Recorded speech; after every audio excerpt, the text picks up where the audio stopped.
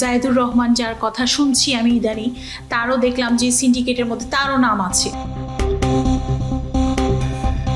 12 তারিখ পর্যন্ত ঠেকায় রাখতে হবে, গভর্নমেন্ট পাওয়ারে আসলে তখন আমাদের জাহিদ ভাই ফুল পাওয়ার।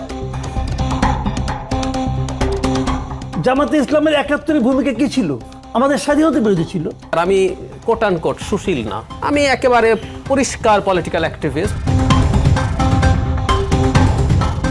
তোমার থেকে নিয়ে আমরা কোথায় যাব? তোমার জিনিস তোমার কাছেই থাকবে। আমি আব্বুকে বোঝাবো এদের কথা না শুনুক, আব্বু আমাদের কাছে ফেরত চলে আসুক।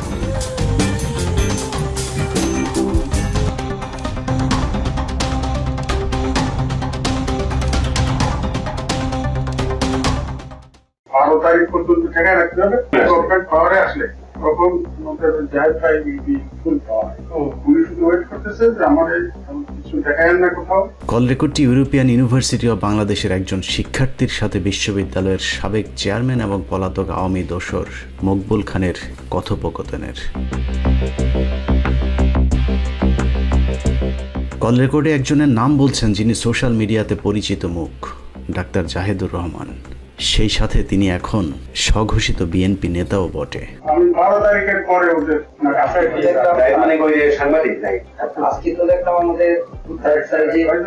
ঘটনার সারসংক্ষেপ বুঝতে হলে একটু পিছন থেকে শুরু করতে হবে। মাসখানেক আগে একটি অনুসন্ধানী প্রতিবেদন প্রকাশিত হয় 15 মিনিটসে। সে অনুসন্ধানে উঠে আসে কিভাবে টকশো বক্তা জাহিদুর রহমান এবং ইউটিউবার মাসুদ কামাল সাবেক ছাত্রলীগ নেতা মঞ্জুরুল আলম পান্নাদের যোগ সাদস্যে ফারজানা আলম নামের এক দেহ ব্যবসায়ী মাঠ কাঁপিয়ে বেড়াচ্ছেন। দেহ ব্যবসায়ী ফারজানা আলমকে ব্যবহার করে হানি ট্র্যাপের মাধ্যমে সমাজের উচ্চবিত্ত এবং প্রভাবশালী ব্যক্তিদের ব্ল্যাকমেল করা হয়। সেই সাথে এই চক্রটির মানুষকে ব্ল্যাকমেল করে কোটি কোটি টাকা হাতিয়ে নেয়ার প্রসঙ্গ উঠে আসে সেই প্রতিবেদনে। 15 মিনিটসের অনুসন্ধান থেকে জানা যায় ব্ল্যাকমেল চক্রের সাথে জড়িত ডক্টর জাহিদুর রহমান বেসরকারি বিশ্ববিদ্যালয় ইউরোপিয়ান ইউনিভার্সিটি অব বাংলাদেশের সাবেক চেয়ারম্যান মকবুল আহমেদ খানকে ট্র্যাপে ফেলে দখলবাজিতে মেতে ওঠে মাসুদ কামাল জাহিদুর রহমানের নেতৃত্বে একটি চক্র।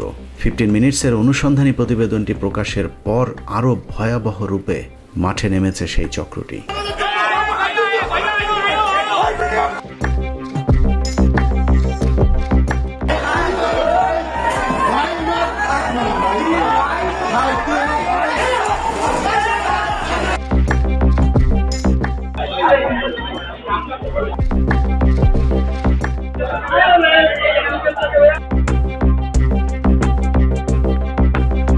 মকবুল খানের পরিবারের লোকজনের কারণে প্রতারক চক্রের প্রথম পদক্ষেপ ব্যর্থ হবার পর জোরপূর্বক বিশ্ববিদ্যালয়টি দখলের পরিকল্পনা করে জাহিদুর রহমান গং।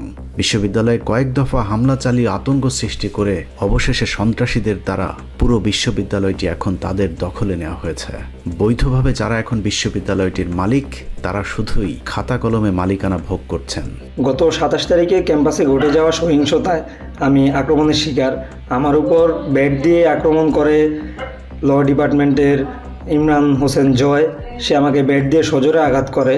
2 তলায়, আমাদের ভার্সিটির 2 তলায় আমি তখন দাঁড়িয়েছিলাম। হুট করে ইমরান হোসেন জয়, সে ভার্সিটির রাষ্ট্রীয় স্টুডেন্ট, সে লোহার বেসবল ব্যাট দিয়ে আমার উপর আঘাত করে। আমি হুট করে কিছু বুঝতে পারিনি।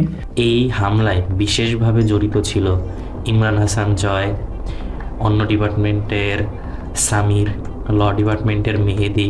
তাদের মূল উদ্দেশ্য ছিল ভার্সিটিকে বেআইনিভাবে দখল করা।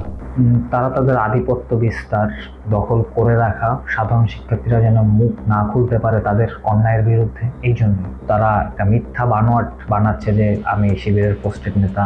আমার আসলে রাজনৈতিক সম্পৃক্ততা নেই। এদের পিছনে যে মদতদাতা রয়েছে, আমরা চাই তাদেরও দ্রুত বিচারের আওতায় আনা হোক এবং কঠোর বিচার করা হোক এদের। আমি এই হামলার তীব্র প্রতিবাদ ও নিন্দা জানাই এবং তাদের সর্বোচ্চ বিচারের দাবি জানাচ্ছি। বিএনপির চেয়ারপারসন তারেক রহমানের ঘনিষ্ঠ এক ব্যক্তির নাম ভাঙিয়ে জাহিদুর রহমান আরজেএসসিকে চাপ প্রয়োগ করে বিশ্ববিদ্যালয় পরিচালনার একটি ভুয়া বোর্ড গঠন করেছেন। মজার বিষয় হলো ওই বোর্ডের সেক্রেটারি হিসেবে যাকে রাখা হয়েছে সেই ফারজানাকেই জাহিদুর রহমান এবং মাসুদ কামালেরা হানি ট্র্যাপ হিসেবে ব্যবহার করেছিলেন বিভিন্ন জায়গায়। আরজেএসসির যোগসাজশে বানানো ভুয়া ওই কমিটির হাতে ভার্সিটির নিয়ন্ত্রণ নিতে স্থানীয় বিএনপির কিছু চিহ্নিত সন্ত্রাসীদের ব্যবহার করেছে জাহেদ, মাসুদ কামালেরা।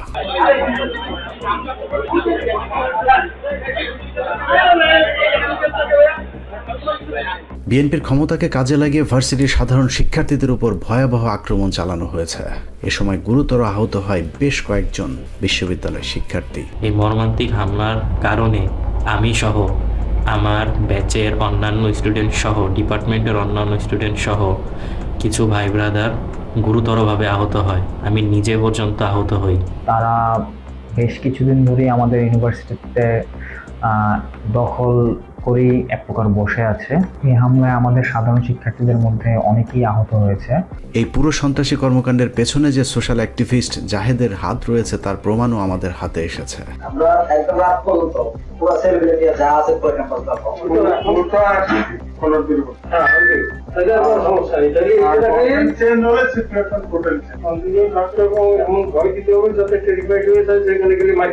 আমাদের হাতে আসা একটি অডিও রেকর্ড থেকে জানা যায় আগামী 12 তারিখের নির্বাচন পর্যন্ত ভার্সিটি দখল করে রাখতে মকবুলকে নির্দেশ দেন জাহেদুর রহমান। সংসদ নির্বাচনের পর বিএনপি সরকার গঠন করলে ভার্সিটির নিয়ন্ত্রণ পুরোপুরি নিজেদের হাতে নেবেন বলে মকবুলকে আশ্বস্ত করেছেন জাহেদ।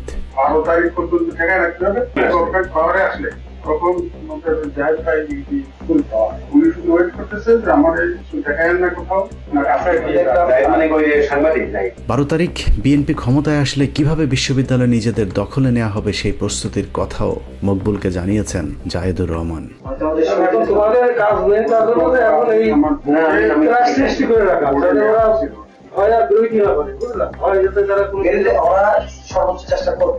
এর আগে 15 মিনিটসের অনুসন্ধানী প্রতিবেদনটি প্রকাশের পর দাবার ঘুঁটি মকবুলকে নিয়ে নিজের ইউটিউব চ্যানেলে একটি ভিডিও আপলোড করেন হানি ট্রাপ ব্যবসায়ী মাসুদ কামাল। আমার বিশ্ববিদ্যালয়ে যে প্রবলেম চলতেছে তার মধ্যে আপনাকে জড়িত করার বিষয়ে আমি আসলেই আপনার কাছে ক্ষমা প্রার্থী।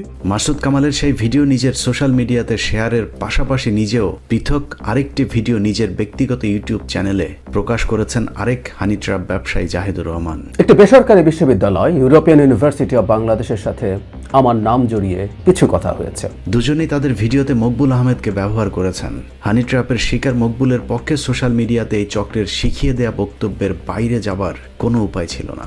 আমি যা শুনছি যে ওনারা একটা বড় ধরনের অ্যামাউন্ট দিছে, উনি এটা করে দিছে। মাসুদ কামালের সাথে আলোচনায় যুক্ত হয়ে মকবুল আহমেদকে অনেক অভিযোগ নিয়ে কথা বলতে দেখা গেছে। মাসুদ কামালের এক প্রশ্নের উত্তরে কোনো ধরনের তথ্য প্রমাণ ছাড়া মকবুল বলেন 15 মিনিটস অনুসন্ধানী প্রতিবেদনটি প্রকাশের জন্য আমাকে নাকি 1 কোটি টাকা ঘুষ দিয়েছে মকবুল খানের ছেলে। এর পিছনে একটা বড় ধরনের অঙ্ক 1 কোটি 1.5 কোটি টাকা খরচ করেছে। এই ইলিয়াস এই নাম আমি জীবনে প্রথম তাকে দিয়ে একেবারে ভুয়া একটা ইয়া করেছে। আজগুবি মানে আপনি বলতে চাচ্ছেন যে টোটাল কাহিনীটাই আজগুবি কাহিনী, এটা বানানো উদ্ভট এবং আজগুবি। একইভাবে ছেলের বিরুদ্ধে জমি দখল, ভার্সিটির পদ দখল, শেয়ার কারসাজি, ব্যক্তিগত নির্যাতন এবং মামলা প্রসঙ্গেও মকবুলকে মিথ্যাচার করতে উৎসাহ দেন মাসুদ কামাল। নাটক আবেগঘন করতে মাসুদ কামাল মকবুল হোসেনকে বলতে বাধ্য করেন তার ছেলে মেয়েরা নাকি তাকে বাড়ি থেকে বের করে দিয়েছে।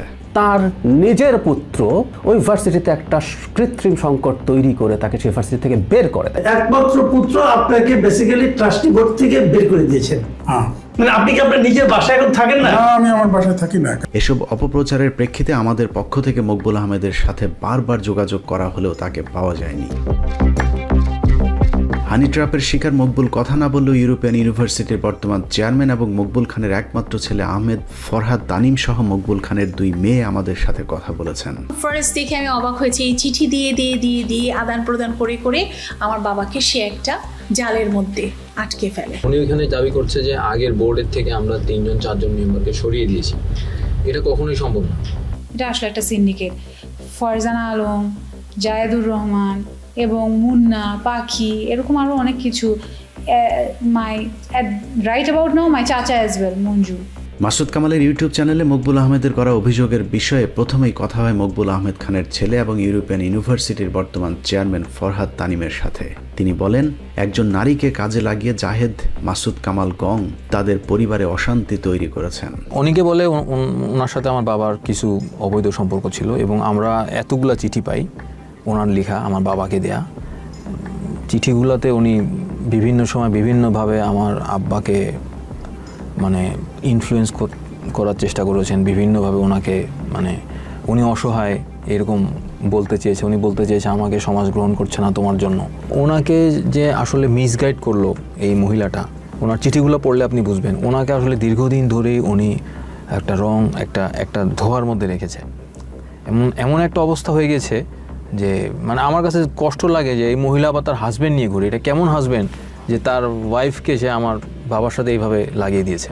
ওনারা যেটা করছে ওনাকে এমনভাবে মোটিভেট করে রাখছে, এমনভাবে একটা রং ইনফ্লুয়েন্সের মধ্যে ওনাকে রাখছে যে কোনোভাবেই আর ওনাকে আমরা এখান থেকে ফেরত আনতে পারছি। তানিমের বাবা মকবুল খান ইউটিউবার মাসুদ কামালের চ্যানেলে আমাদের বিরুদ্ধে 1 কোটি টাকা চাঁদার যে দাবি করেছেন সেই বিষয়টিও অস্বীকার করে প্রমাণ দেখানোর চ্যালেঞ্জ ছুড়ে দিয়েছেন ফারহাদ তানিম।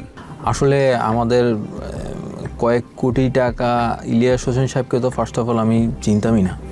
আমি পরে এইটা জানতে পারি। আমি আসলে জাহিদুর রহমান সাহেবকে চিনতাম, কারণ উনি আমাকে খুবই ঝামেলা দিয়েছে আমাদের সবাইকে। টাকা দিয়ে যদি এত সহজেই সব করা যায় তাহলে আমার ফাদারের কাছে অনেক টাকা আছে, আর আমরা টাকা দিব ইলিয়াস হোসেন সাহেবকে তো আমরা ওইভাবে জানতামই না। ওনাকে আমি কোথা থেকে টাকা দিব? তো আমার কাছে ভালো লেগেছে ইলিয়াস হোসেন সাহেব যে 15 মিনিটস প্রোগ্রামটা করেছে, উনি কিন্তু প্রত্যেকটা জিনিস প্রত্যেকটা কথার সাথে উনি কিন্তু একটা প্রমাণ দিয়েছেন, বা উনি অন্তত একটা কিছু উনি পেশ করেছেন। কেউ যদি এটা চ্যালেঞ্জ করে তাহলে সে আসুক, এসে এটাকে চ্যালেঞ্জ করুক যে উনি কথাটা বলেছেন এটা ভুল কথা, তো এটা কেউ মিথ্যা প্রমাণ করুক। তো এই চ্যালেঞ্জ কিন্তু ওনারা কেউ করেন নাই। কিন্তু আমি যদি ইলিয়াস হোসেন সাহেবকে টাকা দিয়ে থাকি, ওনারা যদি এটা এইভাবে করে বলছেন, ওই প্রেক্ষিতে তো ওনারা এই কথাটা বলছেন যে আমি হয়তো টাকা দিয়েছি, যেহেতু ওনাদের বিষয়টা এসেছে আগের রিপোর্টে আমি যে দেখেছি। তো ওনারা যেহেতু বলছে আমি যেমন প্রমাণ দিতে পেরেছি, তাহলে ওনাদেরকে আপনাদের বলা উচিত ওনারা প্রমাণ দেখ আমি যে কয়েক কোটি টাকা দিয়েছি, বা 1 কোটি টাকাও যদি দিয়ে থাকি, বা আমি যদি 10 টাকাও দিয়ে থাকি, সেটার যদি কোথাও কোনো প্রমাণ থাকে, এটা তো একটা বড় অঙ্কের টাকা, রাতের অন্ধকারে তো আর দেওয়ার সম্ভব হবে না। তো প্রমাণ যদি কেউ দেখাতে পারে আমি মেনে নিব আমি টাকা দিয়েছি। হ্যাঁ, 24-এর 5 আগস্টের পর ভার্সিটির সাধারণ শিক্ষার্থীদের আন্দোলনের মুখে চেয়ারম্যানের পদ থেকে পদত্যাগ করতে বাধ্য হন মকবুল হোসেন। পরে অন্য বোর্ড মেম্বার এবং শিক্ষার্থীদের চাওয়ার প্রেক্ষিতে ভার্সিটির চেয়ারম্যানের পদে বসেন মকবুল খানের পুত্র ফারহাদ তানিম।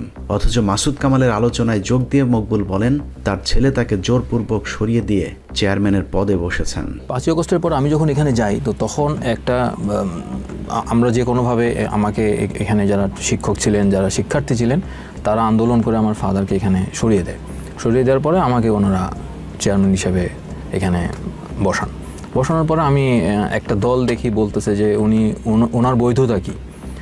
তো এরপরে আমি এটা নিয়ে একটু স্টাডি করা শুরু করলাম যে ওনারা আসলে কী বলতে চাচ্ছে। তখন আমি দেখলাম যে ট্রাস্টি বোর্ডটার মধ্যে কিছু ঝামেলা আছে। তো আমি ট্রাস্টি বোর্ডটাকে নিয়ে কাজ করা শুরু করতে যে আমি দেখলাম যে আমার ফাদার আপনার 15 সাল থেকে ভিসি ছিলেন, ভাইস চ্যান্সেলর ছিলেন ইউনিভার্সিটি। উনি যখন ভিসি হন তখন উনি ট্রাস্টি বোর্ড থেকে পদত্যাগ করেন। নিয়ম হচ্ছে যে ইউনিভার্সিটিতে কোনো পজিশনে বা পোস্টে থাকলে উনি ট্রাস্টি বোর্ডে থাকতে পারবেন না। ট্রাস্টি বোর্ডের কেউ ইউনিভার্সিটির কোনো কিছুর সাথে জড়িত থাকতে পারবে না, তারা সব কিছু পরিচালনা দেখাশোনা করবেন। তো উনি যখন এই ভিসি হলেন তখন তো উনি স্বাভাবিকভাবে পদত্যাগ করলেন, ট্রাস্টি বোর্ডে উনি ছিলেন না। তো 15 সালের পর থেকে আর উনি ট্রাস্টি বোর্ডে ঢুকতে পারেননি। এর মধ্যে বেশ অনেক ওই ফারজানা আলম এবং ওনার অ্যাসোসিয়েটদের দ্বারা ওনারা অনেক রকম অনিয়ম দুর্নীতি এখানে করেন, যেই কারণে কিন্তু এখানে একটা মানে আস্তে আস্তে করে একটা আনরেস্টের সৃষ্টি হয়। এবং ওনাকে সরিয়ে দেওয়ার জন্য কিন্তু ইউজিসি থেকেও আমাদের ইউনিভার্সিটিতে 2022 সালে একটা কমপ্লেন লেটার সাবমিট করা হয়। একটা তদন্ত করে তারা এখানে উল্লেখ করে দেয় যে ওনাকে অতি সত্বর ট্রাস্টি বোর্ডের থেকে সরানো হবে এবং উনি ভাইস চ্যান্সেলরও কখনো হতে পারবে না। মাসুদ কামালের আলোচনায় যোগ দিয়ে মকবুলকে বলতে শোনা যায় ঢাকার শ্যামলীর একটি পারিবারিক জায়গা জোর করে নিজের নামে লিখে নিয়েছেন তার পুত্র ফরহাদ তানিম। তবে ফরহাদ জানিয়েছেন ওই জমি শুরু থেকেই তার নামেই নথিভুক্ত ছিল। এই জায়গাটা তখন আমার নামে রেজিস্ট্রি করা হয়। এই জায়গাটা কখনোই আসলে ইউরোপিয়ান ইউনিভার্সিটির নামে রেজিস্ট্রেশন ছিল না। জাস্ট কার্যকলাপ শুরু করার জন্য প্রাথমিকভাবে একটা ডিড করা হয়েছিল, এর বাইরে কিছুই না। আর এইটা যে সত্যি কথা বলতে যে এইটা উনি আমার নামে লিখে দেয়, এটা এমন না যে আমি জালিয়াতি করে, এটা তো আসলে সম্ভব না। উনি আমার নামে এটা করে দেয় এবং এটারও প্রমাণ আছে। ওনাকে খুব মিসগাইড করছে একটা গ্রুপ, খুব সাংঘাতিকভাবে। তো ওনারাই হয়তো ওনাকে বুদ্ধি দিয়েছে যে এটা তো ইউরোপিয়ান ইউনিভার্সিটির নামে ছিল, তাহলে এটা ওর নামে চলে গেল কেন। এই জিনিসটা নিয়ে ওনারা আর কি হেনস্থ করা এক ধরনের, আমাদেরকে ওনারা প্রতিনিয়ত এইভাবে হেনস্থ করছে। তো এটা এক ধরনের আমাদেরকে একটা হেনস্থ করা, এছাড়া আর কিছুই না। যেই ফারজান আলম নামের দেহ ব্যবসায়ীর সাথে অন্তরঙ্গ ভিডিও করিয়ে মকবুল হোসেনকে জিম্মি করা হয়েছিল, ওই নারীর সাথে তার বাবার কোনো বৈধ সম্পর্ক নেই বলেও সাফ জানিয়েছেন ইউরোপিয়ান ইউনিভার্সিটির বর্তমানে এই চেয়ারম্যান। আমাদের কোনো সমস্যা ছিল না, আমরা এটা অ্যাকসেপ্ট করে নিতাম একটা লিগ্যাল রিলেশনশিপের মধ্যে উনি যদি যেতেন। কিন্তু একটা ইলিগাল রিলেশনশিপের মধ্যে থেকে উনি ওনাকে দিয়ে এই সমস্ত রং কাজ করাচ্ছে এবং একটা ফ্যামিলিকে ধ্বংস করে দিচ্ছে, ভেরি আনফর্চুনেট। আমরা খুবই এটা নিয়ে আমরা খুব যন্ত্রণার মধ্যে আছি, আমরা ভালো নাই। মাসুদ কামাল জাহেদ চক্রের ফাঁদে পড়ে বাবা ছেলের বর্তমান অনাকাঙ্ক্ষিত পরিস্থিতিতে মকবুল আহমেদের দুই মেয়ে ও ভাইয়ের পক্ষেই অবস্থান নিয়েছেন। ভাইয়াকে আব্বু নিজে ডাক দেয় যে তুমি আসো, তুমি এসে দেখো যে কি হচ্ছে।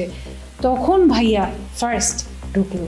মকবুল আহমেদ খানকে জিম্মি করে জাহেদ, মাসুদ কামালরা নিজেদের স্বার্থেই কৃত্রিমভাবে সংকট তৈরি করে বিশ্ববিদ্যালয়টি দখলের চেষ্টা করছেন এমন দাবি করে মকবুলের ছোট মেয়ে জানান, বিশ্ববিদ্যালয়টি এখন তার ভাইয়ের হাতে নিরাপদ, কারণ তার বাবাকে দায়িত্ব দেয়া হলে পক্ষান্তরে এই বিশ্ববিদ্যালয়টি মাসুদ কামাল এবং জাহেদরাই দখল করে নেবেন। ওদেরকে আব্বু চায় আবার যে ওরা যাতে আবার ঢুকে, আব্বু এটা ডিরেক্টলি বলছে যে আব্বু আসলে আব্বু ওদেরকে নিয়ে আসবে, কিন্তু ওরা আমাদের ইনস্টিটিউশনটা at the end of the day এই ইনস্টিটিউশন বানাইতে আব্বু যে টাকাটা খরচ করছে সেটা তো আমাদের উপরও খরচ করতে হতো। এখন ওরা ইউনিভার্সিটিটাকে পুরো ডুবাই দিচ্ছে, এটা আমরা কিভাবে মেনে নিই? তো ওদেরকে আমরা কিছুতেই রাজি না আনবো না, এটা নিয়েই আব্বু আমাদের সাথে রাগ। এই জন্যই আব্বু এসব কথা বলতেছেন। যারা কন্টিনিউ টাকা নিয়ে খালি খেয়েই গেল এবং আমাদের ইউনিভার্সিটিটা পুরো একেবারে নষ্ট করে, একটা এত বড় ইনস্টিটিউশন স্টুডেন্টদেরকে চিট করে ওরা নষ্ট করে ফেলছিল, তাদেরকে আমরা কোনো অবস্থাতে। একই রকম বক্তব্য দিয়েছেন মকবুল খানের বড় মেয়ে ঈশিতা শবনম খান। তিনি বলেন, বাবার পাশাপাশি তার ভাইকেও ফাঁসানোর চেষ্টা চলছে। মিথ্যা তথ্য ছড়িয়ে সিম্প্যাথি তৈরি করেছে জাহিদুর রহমান মাসুদ কামালের সিন্ডিকেট। মকবুল হোসেনের বড় মেয়ে জানান, তাদের বাবার সাথে পরিবারের কেউ কোনো অন্যায় করেনি, বরং তার বাবাকে বাধ্য করা হচ্ছে এসব উদ্ভট মিথ্যা বক্তব্য দিতে। এখানে সব প্রমাণিত যে আন্দোলন চলাকালীন আমার বাবা রিজাইন দিলেন এবং তারপরে আমার ভাইকে এখানে বসালেন। তো এখানে তো আমার ভাই নিয়ে যাওয়ার কোনো প্রশ্ন উঠছে, আর ভাই তো নিয়ে যে কোথাও চলে যাচ্ছে না। ফারজানা আলম, যিনি নিজেকে ডক্টরেট ডিগ্রিধারী মনে করে, এবং এই মহিলার সাথে জড়িত আরও কিছু মানুষ আছে, মুন্না নাম, তারপরে আপনার দেখা যায় যে জায়েদুর রহমান, যার কথা শুনছি আমি ইদানি, তারও দেখলাম যে সিন্ডিকেটের মধ্যে তারও নাম আছে। তিনি কিন্তু অ্যাকচুয়ালি আমি যেটা বলবো যে তার কোনো ধরনের অবদান ইউনিভার্সিটিতে নেই, ছিল না, কিন্তু রিসেন্ট কিছু অ্যাক্টিভিটিস দেখে আমি বুঝলাম যে তিনি আমার বাবার সাথে খুব সুন্দর করে আমার বাবাকে প্ররোচিত করছে বিভিন্ন কথা বলে, বিভিন্ন সুন্দর সুন্দর কথা বলে, এবং আমার বাবাও দেখলাম কিছু কিছু ক্ষেত্রে তাকে কিছু টাকা পয়সা দিয়েছে, প্রায় 30 লক্ষ টাকার মতন তাকে দিয়েছে। এবং এইসব জিনিস সে করছে এই জন্য যে টাকাগুলি যাতে সে নিতে পারে, এবং আগের মতন সেই যে অরাজকতা ছিল, এই যে বিভিন্ন ধরনের সমস্যা ছিল আমাদের ভার্সিটিতে, এই যে হুট করে টাকা পয়সা নিয়ে যেত, সেই একই জিনিস তারা আবার শুরু করার জন্য পাগল হয়ে গিয়েছে। মাসুদ কামাল জাহিদুর রহমান সিন্ডিকেট যে মকবুল খানকে ব্যবহার করেছে তার একটি প্রমাণও আমাদের হাতে এসেছে। পরবর্তীতে আমি জানতে পারি আমার ছেলে সেটাকে জাহেদ মাসুদ কামালের ঘনিষ্ঠ আইনজীবী সাবেক অ্যাটর্নি জেনারেল আসাদুজ্জামানের সহকারী আসমা খানম পাখির একটি অডিও রেকর্ড আমাদের হাতে এসেছে, যেখানে শোনা যায় মকবুলকে মামলার শুনানির জন্য মিথ্যা বয়ান শিখিয়ে দিচ্ছেন সাবেক অ্যাটর্নি জেনারেলের সহকারী আসমা খানম। আপনি ওখানে লেখছেন পদত্যাগপত্রে সিগনেচার নেই, আপনি এটা লিখবেন আমার কাছে জোর করবো একটা সাদা কাগজে সিগনেচার নেই। পরবর্তীতে আমি জানতে পারি আমার ছেলে সেটাকে পদত্যাগপত্র হিসেবে দাবি করে, সেই চেয়ারম্যান, ঠিক আছে, ওই লেখা লাগবে, আপনি বসতে পারবেন না, আমি দেখে তৈবে না, আপনার এখন ওইখানে ওই লেখে রাখছিল আবার সই দিতে পারেন না ওই লেখাটা, কারণ নির্দেশন জারিতে লেখা আছে, আমরা কোর্টে যাওয়ার পাইছি ওখানে লেখা যে আমার একটা সাদা কাগজ সিগনেচার নেন, পরবর্তীতে জানি ওখানে ওরা অডিওতে শোনা যায় অনাকাঙ্ক্ষিত পরিস্থিতির জন্য তার ছেলে তানিমকে দায়ী করতে জোর করা হচ্ছে মকবুল খানকে। মকবুল হোসেন খান আদালতে মিথ্যা বয়ান দিতে অস্বীকৃতি জানালে তাকে আরো চাপ দিতে শোনা যায় আসমা খানমকে। এখানে একটা জিনিস আমি বলি, শুনো, এই টোটাল যে ঘটনাটা যখন ঘটে তখন কিন্তু আমার ছেলে একসাথে জড়িত ছিল না কোনোভাবে। আমার কথা শোনো, আমি মালিক না, আমার কথা শোনো, বাস্তবটা শোনো। এরপরে যখন আমি যাওয়া বন্ধ করে দিলাম, প্রায় 15 দিন পরে তারপরে সে যাওয়া শুরু করলে ওরা দেখলো যে সে তো যা কই তাই শোনে, বুঝছো? এই তখন তারা ওর প্রশংসা করা শুরু করে। শোনেন, আমি যদি না যাই, আমি যদি রিলে না দিই, আমার বাপকে কিছু করার রিলে যাওয়ার প্রশ্নই ওঠে না। ও তো সেই সময় ইউনিভার্সিটিতে যাইতই না। আপনি ভালোবাসেন, আপনি বুঝেন আপনার কথা। ভালোবাসা না, আমি যেটা আপনাদের ব্যাপার, আপনার পারিবারিক ব্যাপার, আপনি দেখেন একটা বসতে জানেন না, যেটা বাস্তবে আপনি বোঝেন না, আমার বুঝেন আপনি করেন। আইনসম্মত ভাবে করা, আমি সই করি। ওরে আল্লাহ, আমার কথা বোঝেন, এরা করেন না, ওই সেই সব ঠিক আছে, ওই লেখা লাগবে খালি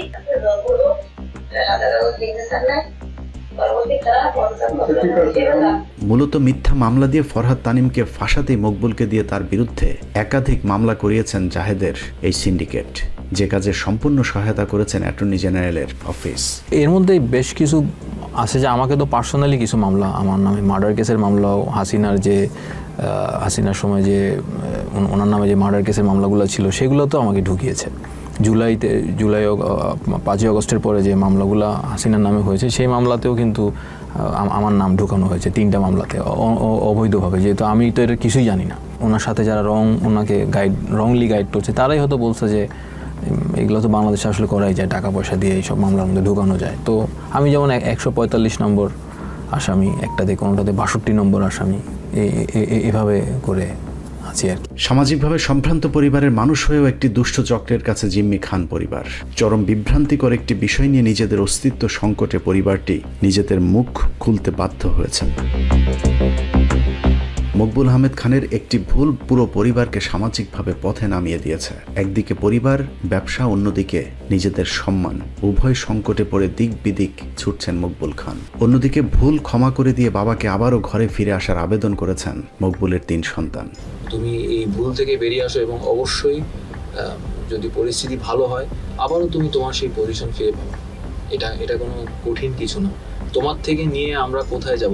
তোমার জিনিস তোমার কাছেই থাকবে। তোমার কাছে থাকা মানে তো আমাদের কাছেই থাকা। একজন বাবা তার সন্তানদেরকে বুঝিয়ে দেয়, তো সন্তান তার বাবার থেকে জোর করে এটা কি নিয়ে যাবে, কোথায় নিয়ে যাবে?